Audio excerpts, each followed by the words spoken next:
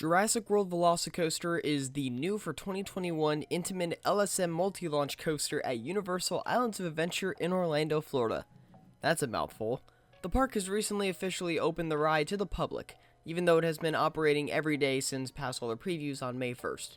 Since this day, I've ridden Velocicoaster many times, and this roller coaster isn't just your ordinary thrill ride. It's a thrilling experience with incredible theming and extraordinary elements. It really isn't your average launch coaster that's loaded with bank turns here and there and a few unique elements. This ride is known for its elements, that each single one back to back is super thrilling and super unique. So today, I'm going to be ranking my personal top 10 favorite elements on the new Jurassic World Velocicoaster. If you guys have never been theme park hunting before, I highly suggest you click that subscribe button. Now, let's get to the video. Before I get to the top 10, let me name some elements that didn't make the list. The speed hill. I honestly forgot that this element even exists, mainly because I'm getting hyped for the grand finale, and it really doesn't give any airtime at all. It's just there. The downwards S-bend. It really doesn't do much. I really wish this element was much snappier. You do get close to some of those raptors, which is the highlight, and it does provide a great near miss. The overbank. This element reminds me so much of Mako's overbank at the end of the ride. However, since there are so many other awesome elements, this one is just kind of there. The wave turn. It's a great element and you do get a little pop of airtime in both the front and the back row, but it doesn't stand out as much as the other elements. The first outer bank.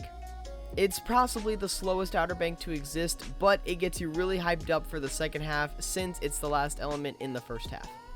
And finally, just missing out on the top 10 is the second launch. I know a lot of people would rank this element high, but personally for me, it really doesn't do much compared to other launches. It is a great launch in the front, but it really isn't that forceful. It does provide some great acceleration and gets you pumped for the second half ahead. I know people might disagree on this one, but unless you're sitting in a specific seat, this element really doesn't do much. If you really want to feel this element, make sure you sit on the right side of the train. It does give a nice little pop of airtime, but this element's transitions are much better than its airtime. I know this might be the most specific element, but it's still really good. After the first overbank turn in the first half, you dive down into a quick transition which provides an incredible near miss with the Raptors. This transition really reminded me of Maverick, but you have a lap bar instead of the bulky vest restraints. Plus, right after this element, you go through a forceful turnaround before the outer bank hill. It really is a surprising element that you do not see coming at all.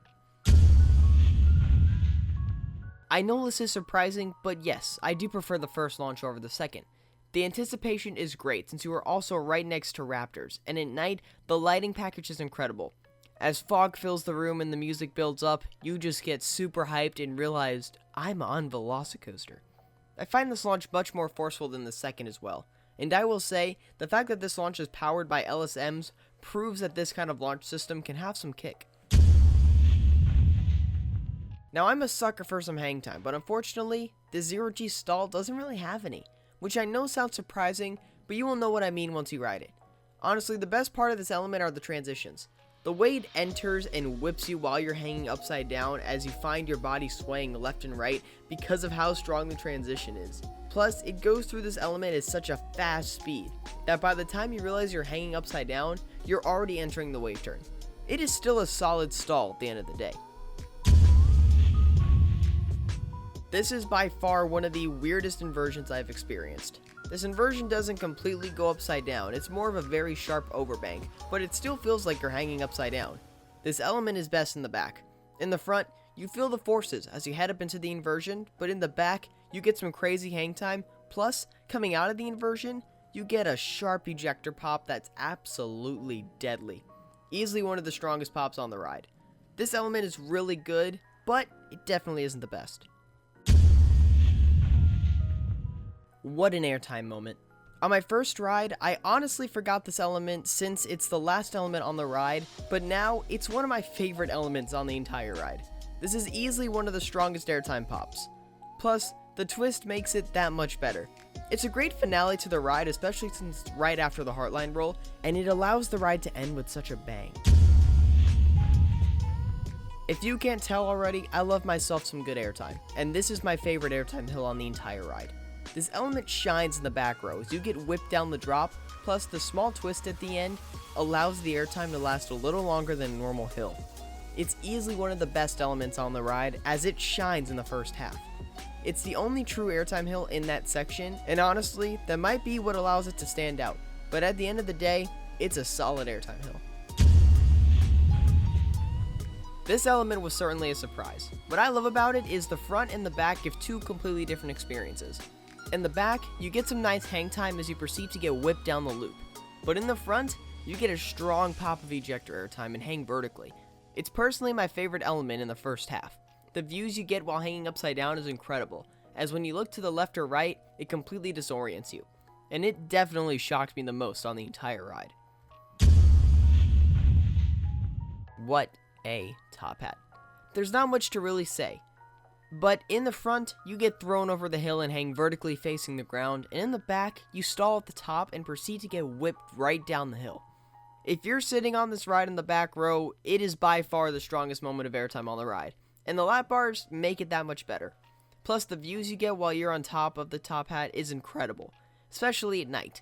Staring over the horizon of Islands of Adventure is absolutely astonishing. It really is one of the highlights on the ride. This inversion is not only the best element on the ride, but it's personally my favorite inversion I've experienced. It's perfect. It's not slow enough to the point where you feel no whip at all, but it's not fast enough to the point where you didn't realize you went through an inversion. It's the perfect mix of hang time and whip. Plus, it's super close to the water, that you feel like you can touch it, and you somehow get airtime going through this element. It's hard to explain, but you'll see once you get a ride. So, there we have it. Let me know what your favorite element is on the new for 2021 Jurassic World Velocicoaster. And if you haven't ridden it, I highly suggest planning a visit as soon as possible. Also, don't forget to check out my podcast and my merch in the description down below. And while you're at it, go ahead and subscribe to not only my channel, but my second channel, TPH Productions, for non-copyrighted POVs and footage. As always, this is Hunter from Theme Park Hunting. I'll see you guys later, and follow the thrill.